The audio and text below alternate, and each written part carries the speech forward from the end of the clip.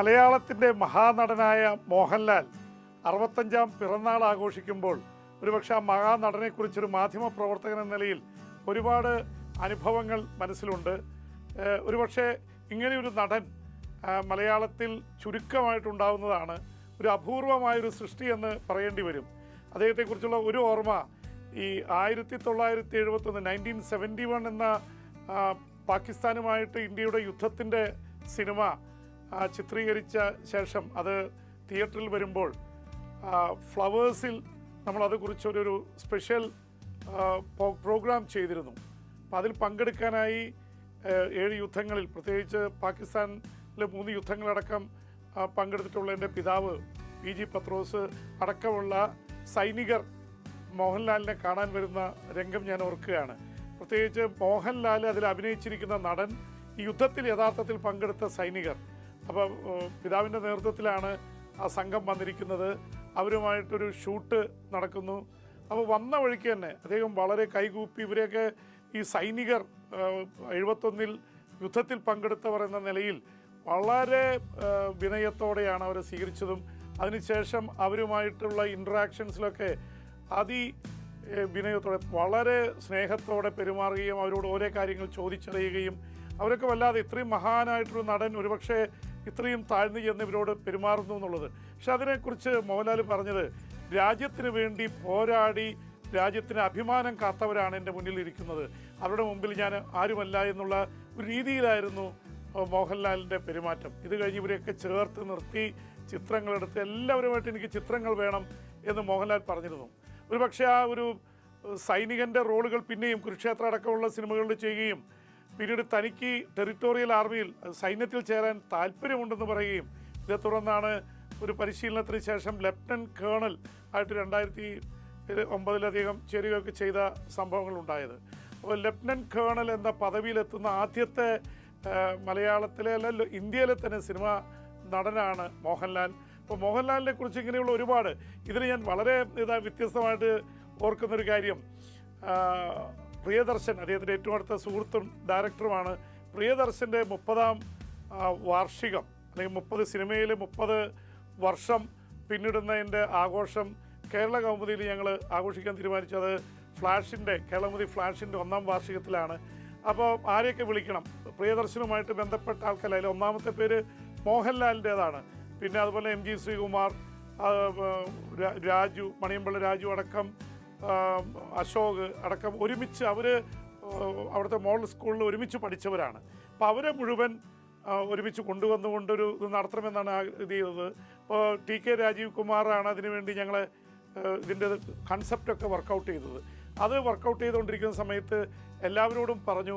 അപ്പോൾ മോഹൻലാലിനെയും ക്ഷണിച്ചു എന്നുള്ള തരത്തിലാണ് ഇരുന്നത്. പിന്നീട് മോഹൻലാലിനെ ക്ഷണിക്കാൻ ചെന്നപ്പോഴാണ് പറഞ്ഞത്, അയ്യോ, പ്രിയദർശൻ്റെ പടത്തിൽ എനിക്ക് ഒരുപാട് അഭിനയിച്ചിട്ടുള്ള ആളല്ലേ ഞാൻ, നിങ്ങളിങ്ങനെ ഒരു ഇതേക്കുമ്പോൾ എന്നെ കൂടി ഡേറ്റ് വന്ന് ഞാനൊരു പാവം നടന്നല്ലേ. യഥാർത്ഥത്തിൽ ഞെട്ടിപ്പോയി. കാരണം മോഹൻലാലിനെ അറിയിച്ചു എന്നുള്ളതാണ് അറിഞ്ഞിരുന്നത്. പക്ഷേ എന്തായാലും മോഹൻലാൽ പറഞ്ഞു എനിക്കിതിൽ പങ്കെടുക്കണം. അങ്ങനെ നോക്കുമ്പോഴാണ് ബാബ കല്യാണിയുടെ സിനിമയുടെ ഫൈനൽ ഡേ ആണെന്ന്. ആ ദിവസമാണ് ഈ പരിപാടി വെച്ചിരിക്കുന്നത്. മാറ്റാനും പറ്റില്ല. കാരണം ഒരുപാട് കാര്യങ്ങൾ പ്രിയദർശനുമായിട്ട് സംസാരിക്കുകയും പ്രിയദർശൻ്റെ ഡേറ്റൊക്കെ, അദ്ദേഹം അന്ന് ബോംബെയിൽ വലിയ തിരക്കുള്ള സംവിധായകനാണ്. എന്തായാലും മോഹൻലാൽ പറഞ്ഞു എനിക്കിപ്പോൾ ഇങ്ങനെ വരാൻ പറ്റൂല, എനിക്ക് വലിയ സങ്കടമുണ്ട് എന്ന് പറഞ്ഞപ്പോൾ ഞാൻ അദ്ദേഹത്തോട് പറഞ്ഞു, ഞങ്ങൾ ഹെലികോപ്റ്ററിൽ തന്നാൽ വരാൻ പറ്റുമോ? ചുമ്മാ പറഞ്ഞാണോ എന്ന് ചോദിച്ചു. ഞാൻ ഇതുവരെ ഹെലികോപ്റ്ററിൽ യാത്ര ചെയ്തിട്ടില്ല, ചുമ്മാ പറഞ്ഞാണോ? അല്ല, സീരിയസ് ആണ്. അപ്പോൾ പറയുമ്പോൾ അത്ര ഓർത്തിരുന്നില്ല. പക്ഷെ എന്തായാലും അദ്ദേഹം സമ്മതിച്ചു. അങ്ങനെ ആദ്യമായിട്ട് ഹെലികോപ്റ്ററിൽ ആ പരിപാടിയിൽ പങ്കെടുക്കാൻ സെനറ്റ് ഹാളിൽ വെച്ചായിരുന്നു. പുറത്തും നമ്മൾ വലിയ സ്ക്രീനുകൾ ഒരുക്കിയിരുന്നു. മഴ വരുന്നതുള്ളതുകൊണ്ട് ചന്ദ്രശേഖരനാഥ് സ്റ്റേഡിയത്തിൽ നിന്ന് സെനറ്റ് ഹാളിലേക്ക് ഇത് മാറ്റിയിരിക്കുകയായിരുന്നു. അപ്പോൾ അവിടെ വിമാനം ഇറങ്ങുന്നത് റിസ്ക് ഉണ്ടെന്ന് പറഞ്ഞുകൊണ്ട് തിരുവനന്തപുരത്തിൻ്റെ നടുവിൽ ഇറങ്ങിയില്ല, വെള്ളായനിയിലാണ് വിമാനം ഇറങ്ങിയത്. 100 കണക്കിന് ചെറുപ്പക്കാർ ബൈക്കിൽ അദ്ദേഹത്തെ ആനയിച്ചു കൊണ്ടുവരുന്നതും അദ്ദേഹം അവിടെ വരുന്നതും, അന്ന് സിനിമാ താരങ്ങൾ ഒരുപാട് പേര് അദ്ദേഹത്തോടൊപ്പം ആ പരിപാടിയിൽ പങ്കെടുക്കാനുണ്ടായിരുന്നു. മുകേഷാണ് അന്ന് കോമ്പിയറായിട്ട് നിന്നത്. മുകേഷ് വളരെ മനോഹരമായിട്ടത് കോമ്പിയർ ചെയ്ത് കൊണ്ടുപോയി. മോഹൻലാൽ വന്നപ്പോഴേക്കും ജനം മുഴുവൻ നിറഞ്ഞു കവിഞ്ഞിരുന്നു. എന്ന് മാത്രമല്ല സെനറ്റ് ഹാളിന് പുറത്തും ആയിരക്കണക്കിന് ആൾക്കാരായിരുന്നു. മോഹൻലാലിന് വേണ്ടി സ്ക്രീൻ വെച്ച് പിന്നെ അവസാനം സെനറ്റ് ഹാളിൽ നിന്ന് അദ്ദേഹം ഇറങ്ങി വന്ന് ജനങ്ങൾക്കിടയിലൂടെ നടന്ന് അവരെയൊക്കെ ആശംസകൾ നേർന്നു. അപ്പം ഒരു എന്താ പറയുക, വളരെ വിനയാന്വിതനായിട്ടുള്ള ഒരു നടൻ എന്ന രീതിയിൽ തന്നെയാണ്.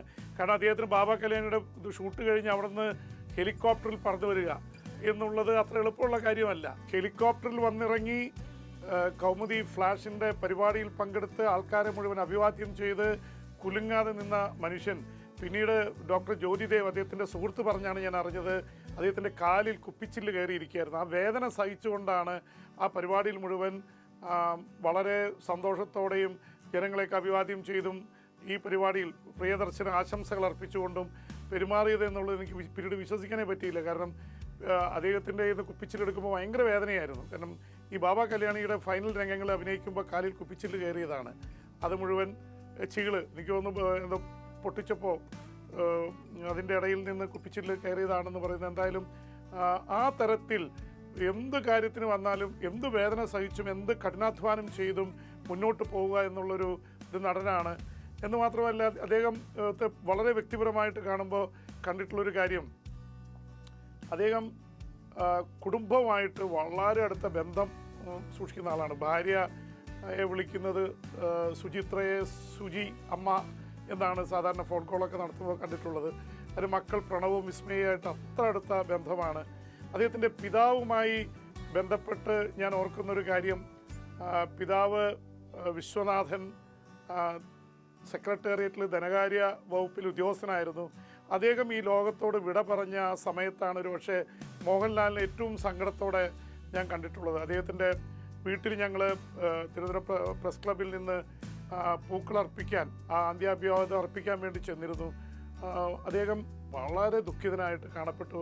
ആ പിതാവിൻ്റെ ഭൗതിക ശരീരം വീട്ടിൽ നിന്ന് മോഹൻലാൽ കൂടിയാണ് പുറത്തേക്കെടുക്കുന്നത്. ആ സമയത്ത് വിതുമ്പിപ്പോകുന്ന, എന്നാൽ അതെല്ലാം പിടിച്ച് പിതാവിനോട് ആ സ്നേഹം മുഴുവൻ പകർന്നുകൊണ്ട് നിൽക്കുന്ന ഒരു മകൻ്റെ ചിത്രം ഇപ്പോഴും എൻ്റെ മനസ്സിലുണ്ട്.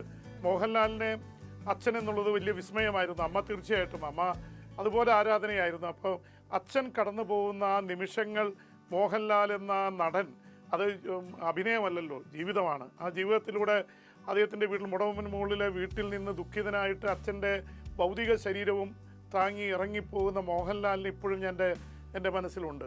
അപ്പോൾ ഇങ്ങനെ അഭിനയവും ജീവിതവും എല്ലാം ഒരുമിച്ച് കൊണ്ടുപോകുന്ന, അഭിനയ രംഗത്ത് വരുമ്പോൾ ഒരു വേറൊരു രൂപഭാവം ചെയ്യുന്ന, ഒരു വേറൊരു രൂപത്തിലേക്ക് ആവാഹിച്ച് ആ കഥാപാത്രത്തെ ആവാഹിക്കുന്ന നടൻ സ്വകാര്യ ജീവിതത്തിൽ വളരെ വിനയുള്ള നാണം കുണുങ്ങിയായിട്ടുള്ളൊരു ആളായിട്ടാണ് എനിക്ക് തോന്നിയിട്ടുള്ളത്. പിന്നെ ഒരുപാട് ഉദാഹരണങ്ങൾ നമുക്ക് പറയാൻ ഒരുപാട് പേർക്കറിയാം അതേക്കുറിച്ച്. പിന്നെ സുഹൃത്തുക്കൾ അദ്ദേഹത്തിൻ്റെ വലിയൊരു വീക്ക്നെസ്സാണ്. അവരുടെ കൂടെ ഇപ്പോൾ ഈ പറഞ്ഞ പേരുകളൊക്കെ തന്നെ അദ്ദേഹത്തിൻ്റെ അടുത്ത സുഹൃത്തുക്കളുടെ കൂടെ കമ്പനി കൂടുക എന്നുള്ളത് അദ്ദേഹത്തെ സംബന്ധിച്ചിടത്തോളം വളരെ സന്തോഷകരമായ കാര്യമാണ്. ഇപ്പോൾ ഞാൻ നേരത്തെ പറഞ്ഞ കൗമുദി ഫ്ലാഷിൻ്റെ പരിപാടിയിൽ പങ്കെടുത്ത ശേഷം മാസ്കറ്റ് ഹോട്ടലിൽ നമ്മൾ ഒരുമിച്ചൊരു ഭക്ഷണ ഇതുണ്ടായിരുന്നു. അപ്പോൾ സിനിമയിലെ മറ്റേ മുകേഷും അതുപോലെ എം ജി ശ്രീകുമാർ പാട്ടുപാടി, മോഹൻലാൽ ഹ്യൂമർ എന്ന് പറഞ്ഞാൽ ഹാസ്യങ്ങളുടെ ഒരു കെട്ടഴിച്ചു വിടുകയായിരുന്നു. പ്രിയദർശൻ്റെയും പഴയകാല ഓർമ്മകളുമായിട്ട് അവർ സ്കൂളിൽ പഠിച്ചിരുന്ന, കോളേജിൽ പഠിച്ചിരുന്ന കാര്യങ്ങളൊക്കെ ഒന്നിനു പുറകെ ഒന്നായിട്ട് ഇങ്ങനെ സംസാരിച്ചു കൊണ്ടിരിക്കുന്ന ഇതൊക്കെ ഞാൻ ഓർത്തു പോവുകയാണ്. എന്തായാലും മോഹൻലാലിൻ്റെ അടുത്ത് നിന്നും അകലെ നിന്നും കാണാൻ ഇത് ലഭിച്ചിട്ടുണ്ട്. ഇതുപോലെ ഇത്രയും ഫ്ലെക്സിബിൾ ആയിട്ടുള്ള, ഇതുപോലെ ഒരുപാട് കഥാപാത്രങ്ങളെ മനസ്സിലേക്ക് ആവഹിക്കാനും അത് തന്മയത്വത്തോടെ അവതരിപ്പിക്കാനും കഴിയുക എന്ന് പറയുന്നത് വലിയൊരു കഴിവ് തന്നെയാണ്. അത് ഞാൻ സ്കൂളിൽ പഠനം കഴിഞ്ഞ് ഈ പ്രീ ഡിഗ്രിക്കൊക്കെ കോളേജ് ജീവിതം ആരംഭിക്കുന്ന കാലത്താണ് അദ്ദേഹത്തിൻ്റെ ഏറ്റവും തിരനോട്ടമാണ് ആദ്യ സിനിമയെങ്കിലും ഏറ്റവും കൂടുതൽ അദ്ദേഹത്തെ പ്രശസ്തനാക്കിയ ആദ്യത്തെ ചിത്രമായിട്ട് അറിയപ്പെടുന്നത് മഞ്ഞിൽ വിരിഞ്ഞ പൂക്കളാണ്. 80കളിൽ ഇറങ്ങിയ ആ ചിത്രം ഇന്ന് ഞാൻ ഓർക്കുന്നുണ്ട്. നമ്മൾ ബസ്സിലൊക്കെ പോകുമ്പോൾ ഈ മഞ്ഞിൽ വിരിഞ്ഞ പൂക്കൾ വരുന്നു എന്ന് പറഞ്ഞ് അതിനെക്കുറിച്ചുള്ള ഫാസിലിൻ്റെ ചിത്രം, നവോദയ ഇവിടെ മേക്കിങ്, ഒരു സ്പെഷ്യലായിട്ടുള്ള പോസ്റ്ററുകളാണ് ഉണ്ടായിരുന്നത്. അന്ന് മോഹൻലാൽ എന്നുള്ള നടനെക്കുറിച്ച് നമുക്കറിയില്ല. പക്ഷെ ആ സിനിമ കണ്ടു കഴിഞ്ഞപ്പോൾ അന്ന് ശങ്കറും പൂർണിമ ജയറാമാണ് ഇതിൽ നായകന്മാരായിട്ട് വരുന്നത്. വില്ലനാണ് നരേന്ദ്രൻ എന്ന വില്ലനാണ് മോഹൻലാൽ ആ വില്ലൻ വേഷത്തിനൊരു പ്രത്യേക ഭാവുകത്വവും വലിയ വ്യത്യസ്തനായ ഒരു വില്ലൻ, വില്ലനോട് നമുക്ക് ഏറ്റവും കൂടുതൽ ദേഷ്യം തോന്നുന്ന ക്രൂരനായ വില്ലൻ, ഒരു കഥാപാത്രത്തോട് അല്ലെങ്കിൽ വില്ലനോട് ഏറ്റവും ദേഷ്യം തോന്നുന്നതെന്ന് പറഞ്ഞാൽ അത്രയും മനോഹരമായിട്ട് അഭിനയിക്കാൻ കഴിഞ്ഞു എന്നുള്ളതാണ്. ഒരുപക്ഷെ അദ്ദേഹത്തൊരു വില്ലനായി കണ്ടുകൊണ്ടിരിക്കുമ്പോൾ തന്നെയാണ് പതുക്കെ വില്ലനിൽ നിന്ന് സ്വഭാവ നടനിലേക്ക്, നായക വേഷത്തിലേക്ക് എത്തുന്നത്. ഒരുപക്ഷെ അദ്ദേഹത്തെ സൂപ്പർ സ്റ്റാറിൻ്റെ പദവിയിലെത്തിച്ച രാജാവിൻ്റെ മകൻ കണ്ടത് ഇപ്പോഴും ഓർമ്മയുണ്ട്. അധോലോക നായകൻ്റെ വേഷത്തിലാണ്. ഒരു പക്ഷേ അന്ന് അധോലോക നായകൻ എന്ന് പറയുന്നത് അത്ര നല്ല വേഷമായിട്ട് കരുതിയിരുന്നില്ല. പക്ഷെ അതിന് വേറൊരു ഭാവുകത്വം നൽകിക്കൊണ്ടാണ് മോഹൻലാൽ രാജാവിൻ്റെ മകനിലൂടെ വളരെ ചെറിയ പ്രായത്തിൽ 26 വയസ്സുള്ളപ്പോൾ അദ്ദേഹം സൂപ്പർ സ്റ്റാറായിട്ട് മാറുന്നത്. ഞാനത് ഓർക്കുന്നുണ്ട്. പിന്നെ എത്രയോ ഒരു തേരോട്ടമായിരുന്നു 400ഓളം സിനിമകളിൽ. ഞാൻ പ്രത്യേകിച്ച് പറയേണ്ട കാര്യമില്ല. ഏത് ഇതും മോഹൻലാലിന് വഴങ്ങും. അത് ഹാസ്യമായാലും ഒപ്പം തന്നെ രൗദ്രഭാവമായാലും പൊട്ടിത്തെറിക്കുന്ന ചെറുപ്പക്കാരൻ്റെ രൂപഭാവങ്ങളായാലും എന്തും മോഹൻലാലിന് വഴങ്ങും എന്നുള്ളത് നമ്മൾ അടുത്തു നിന്നും അകലെ നിന്നും കണ്ടിട്ടുണ്ട്. പ്രത്യേകിച്ച് മലയാളത്തിന് പുറത്ത് ഒരുപക്ഷെ ഏറ്റവും എന്നെ അത്ഭുതപ്പെടുത്തിയത് ഇരുവർ എന്ന സിനിമയാണ്. മണിരത്നത്തിൻ്റെ തമിഴ് സിനിമ ഇരുവറിൽ MGR എന്ന ഒരുപക്ഷെ തമിഴകത്തെ ഏറ്റവും വലിയ ആരാധ്യ പുരുഷൻ്റെ റോളാണ് മോഹൻലാൽ ചെയ്തത്. അതിൽ അദ്ദേഹത്തിൻ്റെ സഹ നടനായിട്ട് അദ്ദേഹത്തിൻ്റെ ഒപ്പം തന്നെ MGRും കരുണാനിധിയുടെ റോള് പ്രകാശ് രാജാണ് ചെയ്തത്. എന്തൊരു മനോഹരമായിട്ടാണ് MGRനെ അദ്ദേഹം ആവാഹിച്ചെടുത്തത്. ആ തമിഴ് സിനിമയായിരുന്നിട്ടും ഒരുപാട് തമിഴ് നടന്മാരെ അവർ തേടിയതാണ്, തമിഴ് ഭാഷ സംസാരിക്കുന്നവർ. ആരും മോഹൻലാലിൻ്റെ അടുത്ത് MGRനെ പ്രതികരിക്കാൻ പറ്റുന്ന ആളായിട്ട് കിട്ടിയില്ല. ആ MGRനെ വളരെ മനോഹരമായിട്ട് അദ്ദേഹം അവതരിപ്പിച്ചു. പൂർണിമ ഐശ്വര്യ റായിയാണ് അതിൽ മോഹൻലാലിൻ്റെ നായികയായിട്ട് വന്നിട്ടുള്ളത്. എന്തായാലും അതുപോലെ ഹിന്ദിയിൽ രാം ഗോപാൽ വർമ്മയുടെ കമ്പനിയിൽ പോലീസ് ഓഫീസറായിട്ട് നടത്തിയ അഭിനയം ഇത് വലിയ കണ്ണം ചെപ്പിക്കുന്നതായിരുന്നു. കന്നഡയിൽ, തെലുങ്കിൽ ഒക്കെ അഭിനയിച്ചിട്ടുണ്ട്. ഒരുപക്ഷെ ഇതൊക്കെ ഉണ്ടായിരിക്കാം വലിയ നേട്ടങ്ങൾ. അദ്ദേഹത്തെ പത്മശ്രീ, പത്മഭൂഷൺ എന്ന രാജ്യം നൽകി ആദരിച്ചു. ഒപ്പം തന്നെ ഏതാണ്ട് 5 ദേശീയ അവാർഡുകൾ, 2 തവണ ബെസ്റ്റ് നടൻ, പിന്നെ മറ്റു സ്പെഷ്യൽ മെൻഷനും ബെസ്റ്റ് പ്രൊഡ്യൂസർക്കുള്ള അവാർഡ് അടക്കം, അതുപോലെ തന്നെ 9ലേറെ സംസ്ഥാന അവാർഡുകൾ. ഇതെല്ലാം അദ്ദേഹത്തിൻ്റെ കഴിവിൻ്റേതായിട്ട് തന്നെ കാണേണ്ടി വരും. വലിയ രീതിയിലുള്ള അതുപോലെ ഹാസ്യരംഗങ്ങൾ നമ്മളിപ്പോഴും നമ്മുടെ മനസ്സിൽ സത്യൻ അന്തിക്കാട്, ശ്രീനിവാസൻ, മോഹൻലാൽ ചേരുന്ന ഒരു കൂട്ടുകെട്ടിനെ കുറിച്ച് നമ്മൾ ഓർക്കുന്നുണ്ടാവും. അതിൽ നാടോടിക്കാറ്റൊക്കെ വന്നത്, നാടോടിക്കാറ്റിലെ ദാസനും വിജയനൊക്കെ നമ്മുടെ മനസ്സിൽ എന്നും മായാത്തതായിട്ട് നിൽപ്പുണ്ട്. വരവേൽപ്പിൽ ഗൾഫിൽ നിന്ന് വന്ന് ജോലിയില്ലാതെ ബസ് കൊണ്ടു നടക്കുന്ന ആ ഗൾഫിലെ പ്രവാസിയായ മലയാളിയുടെ ചിത്രം നമുക്ക് മറക്കാൻ പറ്റുമോ? അന്നത്തെ പ്രധാനമന്ത്രി വാജ്പേയി ഈ കേരളത്തിൽ വന്ന് വരവേൽപ്പ് എന്ന സിനിമയെക്കുറിച്ച് കൂടി സംസാരിച്ചു എന്ന് ഓർക്കുമ്പോൾ മോഹൻലാലിൻ്റെ അഭിനയത്തിൻ്റെ ശേഷിയെക്കുറിച്ച് നമുക്ക് മനസ്സിലാവും. അത്രയും ഒരു ഗൾഫ് ജീവിതത്തിൽ നിൽക്കുന്ന ലക്ഷക്കണക്കിന് മലയാളികളുടെ പ്രതിനിധിയായിട്ടാണ് മോഹൻലാൽ അന്ന് അഭിനയിച്ചത്. ഒപ്പം തന്നെ തൂവാനത്തുമ്പികൾ, പത്മരാജൻ്റെ തൂവാനത്തുമ്പികളിലെ ജയകൃഷ്ണൻ എന്ന കഥാപാത്രത്തെ ആർക്ക് മറക്കാനാവും? പ്രണയത്തിൻ്റെ നായകൻ. അത്ര മനോഹരമായിട്ട് അന്ന് വരെയുള്ള പ്രണയത്തിൽ നിന്ന് വ്യത്യസ്തമായ ഒരു പ്രണയഭാവങ്ങൾ കൊണ്ടുവന്ന സുമലതയുമായി ചേർന്നുകൊണ്ട് ക്ലാരയും ജയകൃഷ്ണനും ഒരുപക്ഷെ ഇന്നും മലയാളിയുടെ മനസ്സിൽ ജീവിക്കുന്നത് മോഹൻലാലും സുമലതയും എന്നുള്ള ആ കൂട്ടുകെട്ടിലൂടെ തന്നെയാണ്. അങ്ങനെ അതുപോലെ അത് പ്രണയത്തിലെത്തി നിൽക്കുമ്പോൾ, പ്രണയം എന്ന സിനിമയിൽ പ്രായമായിട്ടുള്ള ഒരു റോളിൽ പക്ഷേ വിഗൊക്കെ എടുത്തു കളഞ്ഞ് യഥാർത്ഥത്തിലുള്ള രൂപം കാണിക്കുന്ന രീതിയിലുള്ള ഇതിലാണ് പ്രണയത്തിലെ നായകനായിട്ട് അഭിനയിച്ചത്. ഇങ്ങനെ ഒരുപാട് പ്രണയ രംഗങ്ങൾ പറഞ്ഞാൽ ഒരുപാടുണ്ട്. പ്രിയദർശൻ്റെ കൂടെ കിലുക്കവും ചിത്രം ഏറ്റവും കൂടുതൽ ഓടിയ ചിത്രമാണ്. എന്നെ കൊല്ലാതിരിക്കാൻ പറ്റുമോ എന്ന് ചോദിക്കുന്നൊക്കെ രംഗങ്ങളൊക്കെ നമ്മുടെ മനസ്സിൽ ഇപ്പോഴും നിൽക്കുന്നുണ്ട്.